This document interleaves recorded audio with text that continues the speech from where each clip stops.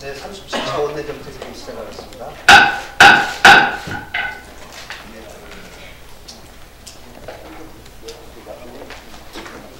어제 국회 본회의에서 시급한 민생법안 중 하나인 미세먼지 관련 9개 법안이 통과됐습니다.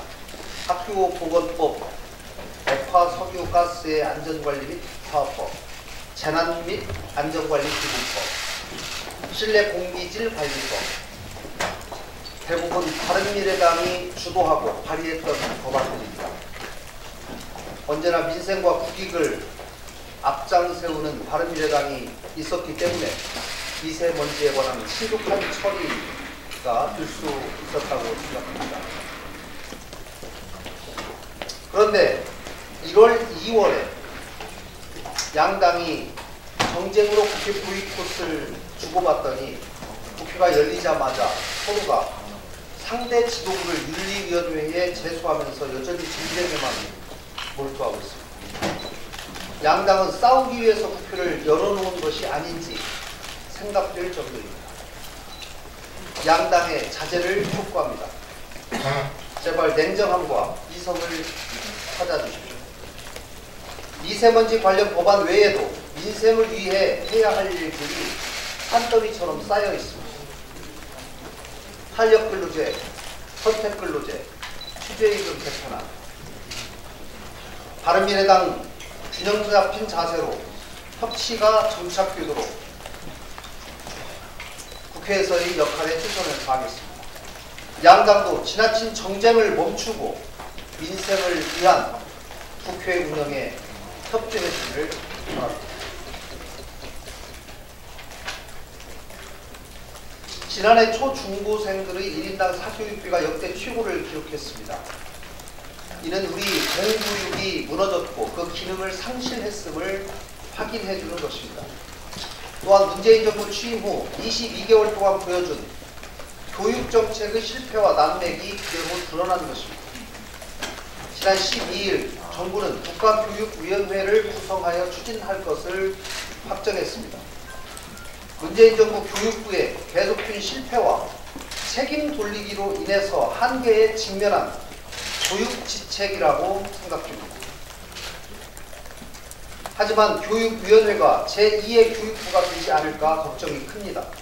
그렇지 않아도 옥상옥 논란만 남긴 대통령 직속위원회를 폐지하지 않고 있는데 교육위원회는 그 수준을 넘어서서 대통령 소속의 합의제 행정위원회로 올려놓았습니다. 실제 교육부와의 역할과 기능 분담의 애매함이 적지 않습니다. 중립성과 독립성에도 의문이 있습니다. 교육위원회 위원 중 절반 이상이 친정부 인사로 구성될 수밖에 없는 구조입니다. 문재인 정부가 전임 정부에서 설치되었던 여러 대통령 직속위원회를 폐지했듯이 정권이 바뀐 다음에 위원회의 존재 여부가 문제될까 걱정됩니다. 정부는 교육위원회 설치를 위한 관련 법률을 국회에 제출 준비하고 있는 것으로 알려졌습니다. 제가 금방 제시한 여러 문제점들을 충분히 검토해서 이루어져야 할 것입니다. 무엇보다 중립적인 교육 전문가와 야당의 의견이 수렴되어야 할 것입니다. 한 말씀 더 드리겠습니다. 디지털 성범죄에 관한 경각심에 대해서 말씀드리겠습니다. 최근 유명 아이돌 스타들이 연루된 디지털 성범죄로 인해서 우리 사회에 만연한 문제가 다시 터져나왔습니다. 디지털 성범죄가 단절되지 못하는 것에는 솜방망이 처벌 때문이라는 지적이 적지 않습니다. 또한 디지털 성범죄는 사후 처벌도 중요하지만 사전 방지가 더 중요합니다. 이미 범죄물이 퍼진 후에는 피해 당사자와 가족들은 인생과 생활 자체가 뒤 흔들릴 만큼 큰 고통을 겪습니다. 불법 촬영물은 유포와 홍보, 내려받기까지 모두 범죄 행위임을 분명히 인식하도록 정부의 엄격한 태도가 있어야 합니다. 범죄 과정에 관련된 사람 모두에게 엄중한 처벌이 이루어져야 합니다. 특히 1차 유포는 물론이고 2차 유포까지 엄연한 범죄로 다루어야 하고, 이에 대한 국가 차원의 철저한 감시 체계가 있어야 합니다. 이번 악성 디지털 범죄 사태를 계기로 우리 사회가 철저한 각성을 함께하는 계기가 되기를 바랍니다. 바른미래당은 불법 촬영물 유통 근절과 가해자의 법적 형량 강화, 피해자 지원에 적극 나서겠습니다. 이를 위해서 각 상임위에 계류되어 있는 여러 관련 법안들부터 신속하게 통과시킬 것을 각 정당에 요구합니다. 이상입니다. 네, 2월 취업자 수가 전년 동기 대비 26만 3천 명 증가했습니다. 이에 대해 홍남기 경제부총리는 13일 제10차 경제활력 대책회의 겸 제9차 경제관계장관 회의에서 그동안 계속 감소하던 숙박 음식점 취업자가 소폭이나마 증가로 전환한 것은 의미 있는 변화이다. 다행이다. 맞춤형 대책을 더 강화하겠다라고 이야기했습니다. 어떤 의미 있는 변화라는 것입니까? 홍남기 경제부총리의 인식이 우리 경제에 대한 전망을 더 어둡게 하고 있습니다. 취업자 수 증가의 내용을 살펴보면 고용률은 60세 이상이 가장 큰 폭의 증가를 보였습니다. 하지만 30대와 40대는 각각 11만, 12만의 취업자 수가 감소하고 있습니다. 그 고용의 질을 보면 보건 및 사회복지 서비스업은 증가하였지만 경제의 허리인 제조업은 15만 명이 감소하였습니다. 또한 36시간 취업자 수는 44만 감소를 하였습니다. 그리고 36시간 미만의 단기 취업자는 무려 75만이 증가하였습니다. 즉, 재정 지원의 일자리 사업이 증가하였고 지속 가능성이 없는 단기의 단짝 일자리 사업이 증가하였고, 이는 민간의 마중물 효과를 전혀 내지 못하고 있음을 의미합니다. 실제 한국경제연구원은 500대 기업 상반기 신규 채용 계획을 살펴본 결과 46%가 계획을 세우지 못하고 있다고 답하였습니다. 그리고 국제통화기금 역시 한국의 경제 성장에 대해서 중단기점 역풍을 우려하고 있습니다. 상황이 이러함에도 홍남기 경제부총리는 다행이다 라는 인식 수준을 보이고 있습니다. 그리고 국제통화기금이 제시한 확장적 재정정책 공고를 덥석 물어서 54조 원의 일자리 예산, 수조 원의 최저임금 인상 지원과 같은 정책을 또 펼 것을 계획하고 있는 것 같습니다. 국제통화기금의 확장적 재정정책은 일자리를 없애는 한국 정부의 일자리 지원 정책이 아니라 민간의 투자 고용의 활력을 위한 재정 정책을 의미하는 것임을 똑똑히 알아야 할 것입니다. 그보다 먼저 김관영 원내대표가 원내대표 교섭단체 대표연설에서 제안한 것처럼 정치권이 결단해서 내년 최저임금을 동결하자는 제안을 수락하는 것으로 경제정책을 바로잡는 것을 시작할 것을 다시 한번 요청드립니다.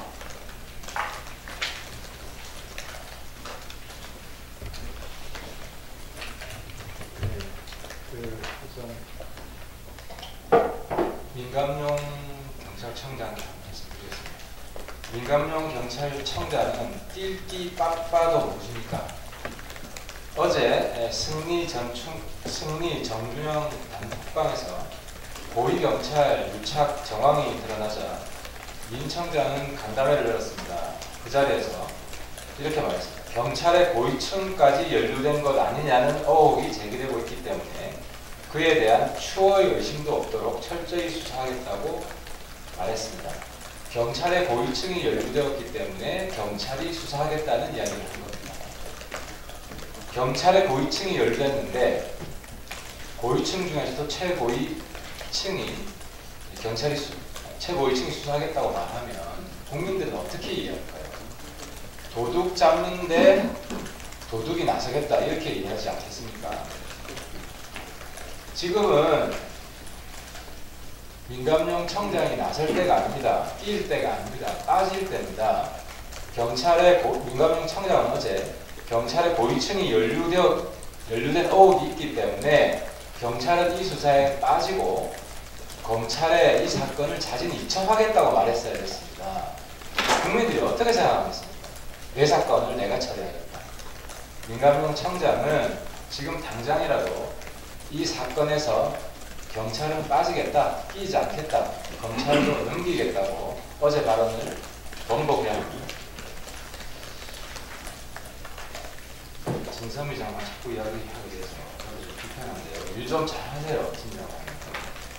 그 초중고 성평등 사례집 관련해서 제가 문제 제기를 했고 결국 여가부에서는 그 자료집을 다 내렸습니다. 홈페이지에서 다 내렸습니다. 그래놓고 회수하겠다는 말을 안 했습니다. 이게 지금 다 전국의 공문으로가 있습니다. 학교에. 그래서 제가 진섬희 장관한테 드리고 싶은 말씀은 사과를 하십시오. 사과. 염치가 너무 없습니다. 지난번 외모 방송 가이드라인에 이어서 이번 성평등 사례집, 초중고 성평등 사례집까지 연속으로 대형 사과를 쳐놓고 내용만 고치겠다 이걸로 지금 끝내고 있습니다. 사과 한마디 없습니다. 그리고 여가부는 이제 젠더 문제에 대해서 손 떼야 됩니다. 손 대는 곳마다 대형 사고 있습니다. 이것뿐이 아니에요. 국민연금을 능력 중심의 회사에 투자하는 게 아니라 여성 임원 많은 곳에 투자하겠다고 해서 전국의 우리 엄마들 간담을 서늘하게 했습니다. 입만 열면 사고치고 글만 쓰면 대형 사고가 납니다. 이런 여가부는 더 이상 젠더 문제 다룰 자격이 없습니다. 특히 이번 이 성평등 교육 사례집은요, 여가부가 감수하고 여가부 장관이 발행인으로 되어 있는 자료입니다. 그러면 이거는 자기들이 수정하겠다고 하면 안 되죠. 아까 경찰 문제점을 수정하겠다고 하는 거랑 똑같아요.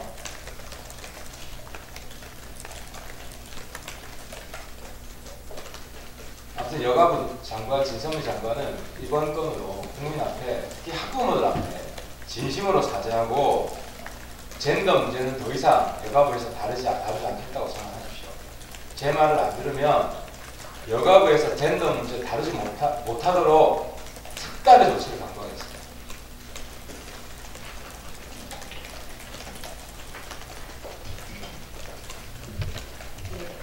문재인 정부가 대통령의 입맛에 맞는 기관장 선임을 위해서 과학기술계를 압박했다는 구체적인 증언이 나왔습니다.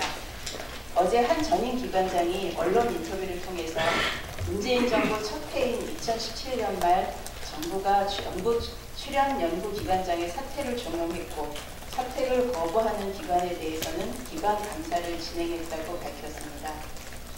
문재인 정부 들어 이루어진 연구기관장들의 임기 만료 전 사퇴 강요에 대한 과학기술계의 우려의 목소리가 현실임이 밝혀진 것입니다. 이런 와중에 지난 11월 임기를 16개월이나 남겨두고 갑작스럽게 원장이 사퇴해서 기관장이 공석이 된 한국원자력연구원의 경우에는 원장 공모를 통해 전문성이 높다고 인정된 후보자 3명이 원장 후보로 추천되었음에도 불구하고 원래 예정되었던 지난달 이사회에는 신임 원장 선임 안건이 상정조차 되지 않았습니다. 원장 공백 사태가 장기화되고 있습니다. 영국의 일각에서는 대통령 코드 인사를 선임하기 위해 위로된 과정이 되풀이되고 있다는 우려 목소리가 나오고 있습니다. 올해 창립 60주년을 맞은 한국원자력연구원은 세계 최고의 원자력 기술을 보유하고 있는 기관이자 한국 과학기술 발전에 축이 된 상징성이 있는 연구기관입니다. 특히 올해 4월 초면 창립 60주년 기념식과 50여 개국의 원자력 연구자를 초청하는 IAEA 워크숍 국제학술대회를 준비하고 있습니다. 이런 국제학술대회에서 기관장이 없는 국가연구기관의 모습을 보여준다면, 그것도 사퇴 종영으로 기관장이 갑자기 사퇴했고 이후 특별한 이유도 없이 5개월 가까이 기관장 선임이 안 되고 있는 그런 연구기관의 모습을 보여준다면 국제적으로 부끄러운 일이 아닐 수 없습니다.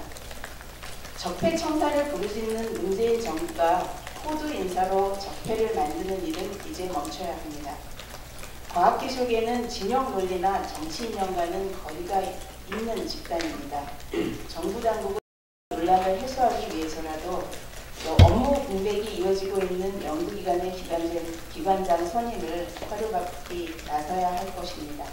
아울러 과학기술계에 대한 정치 권력 개입을 원칙적으로 차단할 수 있는 인사제도의 개편을 요구합니다. 한 가지 더 말씀드리겠습니다.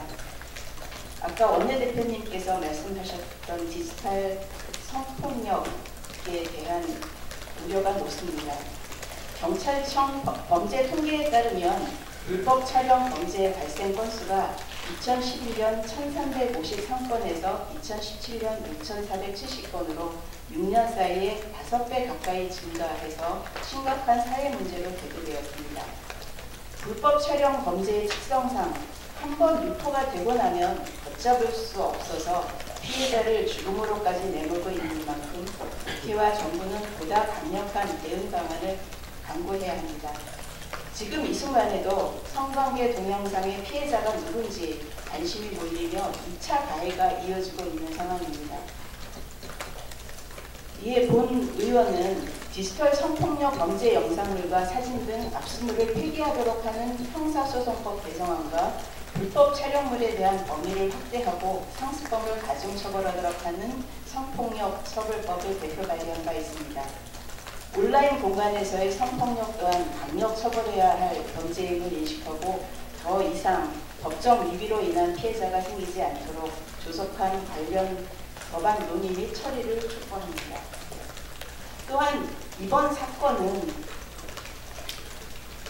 일부에서는 인기 연예인의 마약, 성매매, 알선, 불법 촬영 등 개인의 일탈과 범죄를 보고 있지만 12월 시작된 폭행 사건부터 지금까지의 일련의 과정을 보면 단순한 폭행이나 성범죄로만 사건을 치부할 수는 없습니다. 오히려 특정 연예인들과 소속사가 운영하는 클럽에서 마약이 유통되고 이를 통해 여성들이 유린되도록 방조하고 비호한 배후 세력이 누군지 철저하게 밝혀야 할 것입니다. 또 이번 사건에 대한 대중의 관심이 왜 가해자인 연예인과 클럽 그리고 공권력의 배후 세력에서 불법 촬영과 그 여성 피해자들로 넘어갔는지도 살펴볼 필요가 있습니다. 버닝썬 사건은 단순한 연예인의 일탈 행위도 아니고 연예인 몰카 사건이 아닙니다. 버닝썬 사건이야말로 공권력 안의 적폐와 우리 사회의 왜곡된 성의식이 결합된 권력형 개입입니다. 우리 국회가 이 문제를 외면하지 말고 이제라도 직시해야 된다고 생각을 합니다. 국회 차원에서 클럽 연예인과 결탁된 공권력에 의해 억울하게 희생된 피해 여성과 폭행 피해자를 위해 국회가 나서야 할 것입니다. 그런 차원에서 저는 우리 국회가 국정조사를 포함한 국회 차원의 진상규명에 나서야 된다고 생각합니다.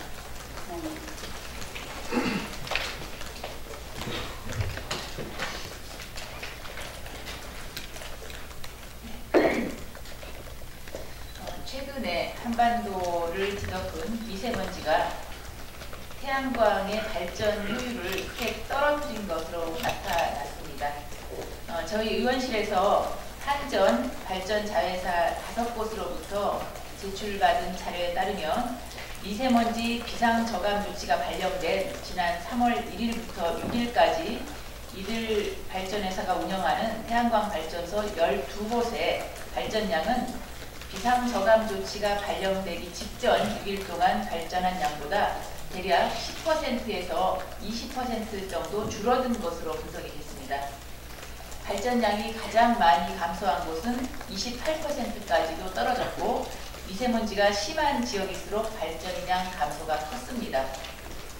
이번 분석이 의미가 있는 것은 미세먼지가 태양광 발전소 전기 생산량에 상당한 영향을 줄 수 있고 따라서 결국 재생에너지 보급에도 영향을 줄 수 있기 때문입니다. 태양광은 특성상 맑은 날과 구름이 낀 날, 비가 오는 날 등 날씨에 따라서 전기 생산량의 차이가 큽니다. 지금은 재생에너지 발전 비중이 전체 발전량의 2~3% 수준이기 때문에 이러한 차이는 큰 의미가 없을 수 있습니다. 그렇지만 정부는 2030년까지 재생에너지 비중을 20%까지 늘리고 또 지금 수립 중인 3차 에너지 기본계획에서는 2040년까지 30% 이상으로 늘릴 계획입니다. 그래서 발전량 예측 실패는 전력 수급에 큰 영향을 미칠 수밖에 없습니다.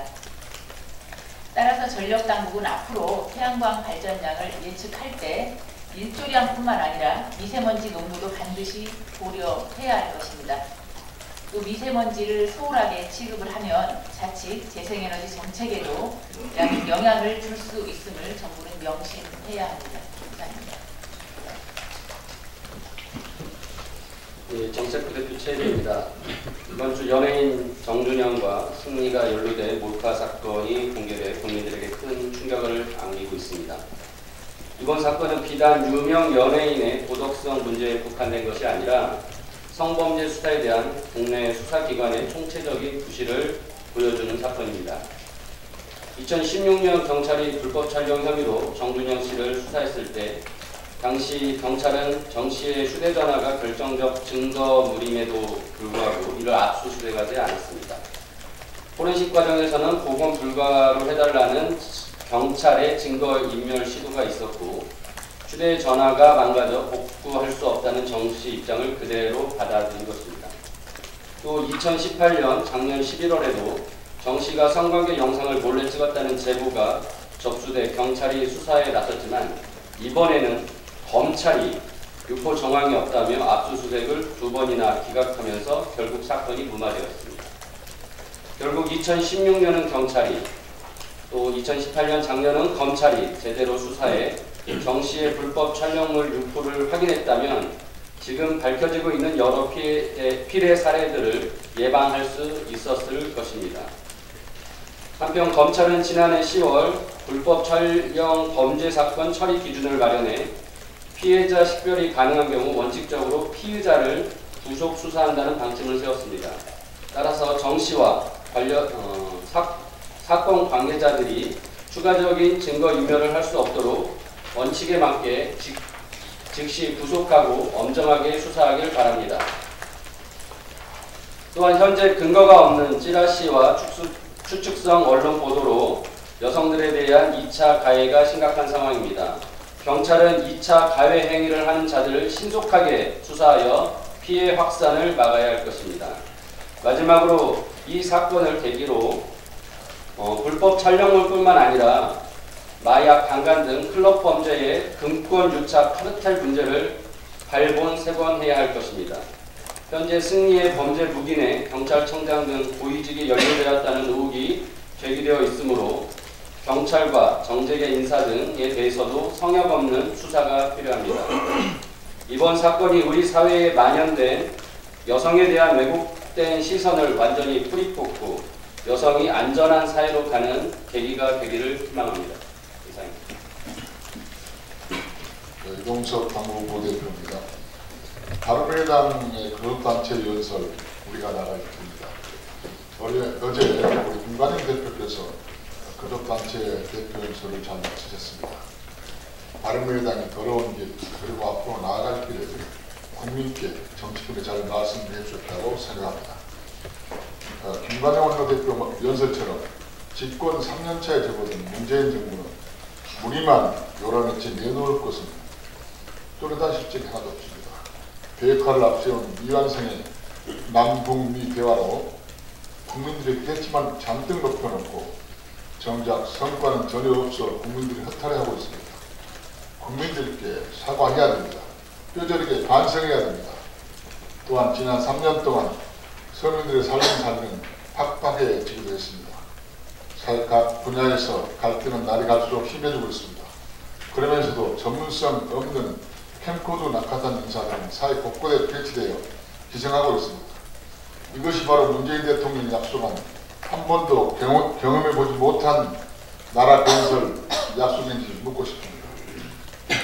정부가 정신을 못 차리면 국회라도 민생을 챙겨하는데 더불어민주당, 자유한국당 두 거대 양당은 당리당략에 함몰되어 기득권을 내려놓을 생각은 티끌망토 하고 있지 않습니다.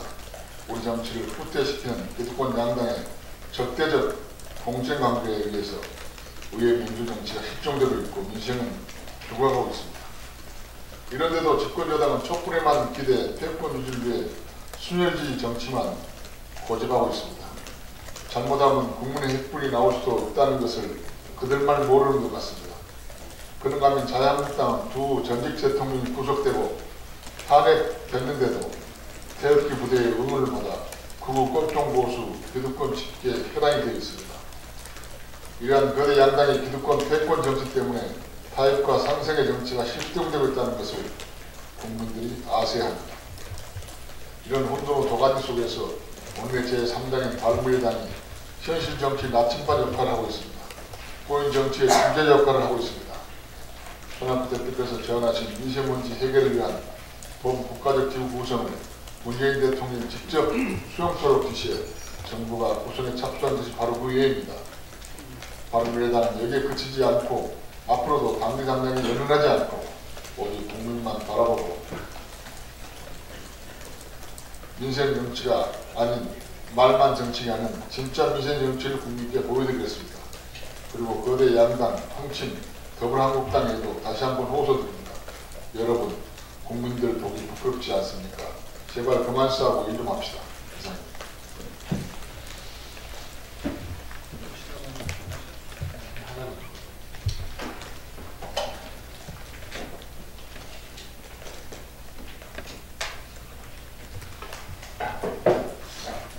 감사원을 감사해야 될 일이 생겼습니다. 성역이 없어야 될 감사에서 감사원이 청와대 노예가 되는 일이 벌어졌습니다. 어제 감사원은 청와대를 감사하면서 청와대는 업무를 추진하고 집행하는 곳이지 접대하는 곳이 아니기 때문에 청와대는 청탁금지법의 성역이다, 제외되어야 된다는 이야기를 드렸습니다. 여타 정부 부처도 업무를 추진하고 집행하는 곳이 청탁하는 곳은 아닙니다. 국회도 마찬가지입니다. 똑같은 정부 부처들입니다. 그런데 감사원은 1인당 9만 원부터 시작하는 일식집, 여기서 밥을 먹었는데도 김영란법 위반 소지가 다분한데도 청탁금지법 예외 대상이라고 했고요. 또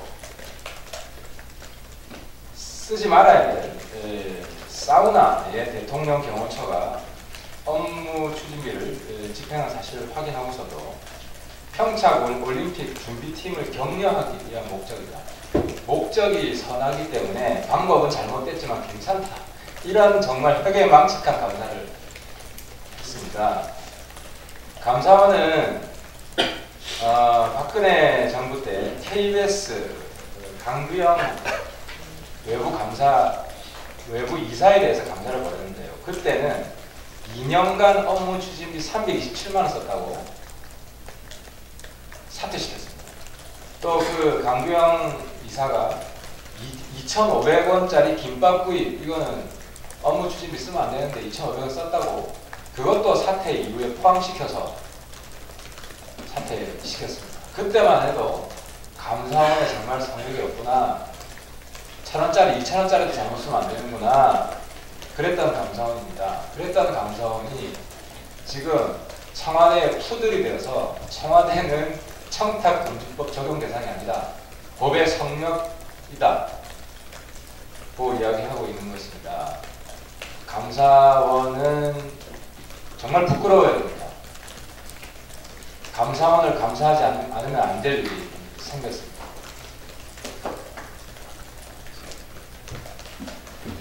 네, 공개회의 다 마치겠습니다. 네. 언론 여러분 수고하셨습니다.